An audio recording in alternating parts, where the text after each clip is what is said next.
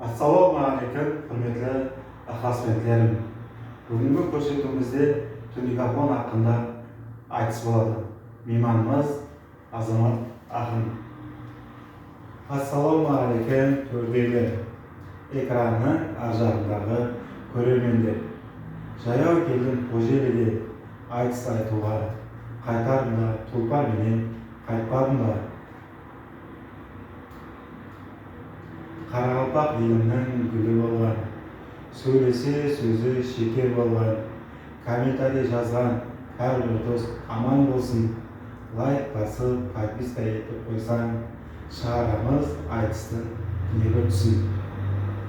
Енді айтысты тамаша етіңіз, бағасында жастығын беріңіз. Арман ұстаға қолы гүл мерген, өнерімді халықтан естіп келген. Мынау тұрған Тунигафон қалай өзі, шыныменен беккен ба, полаттан өрген. Қош келдің қадімдер құтлы болсын, көзің көрсін, кеуіліңе қуаныш болсын.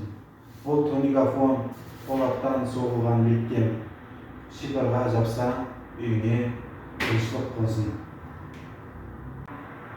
Жауын жауса дауысы шықпай ма екен, жер тұрғанда лапылдап кетпес пе екен.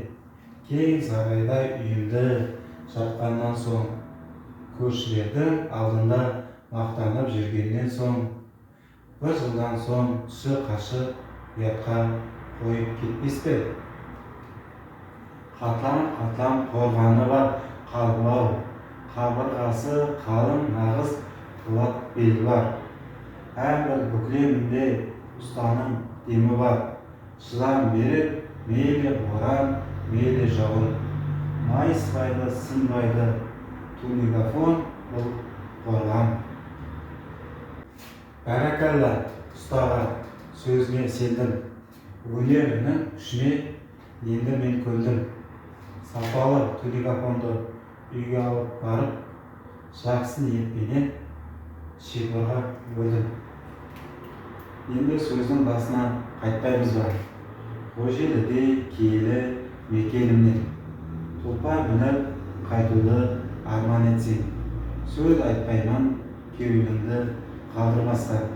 Тұлпар емес машина сыйлап, жеткізсем деймін сені арман астан.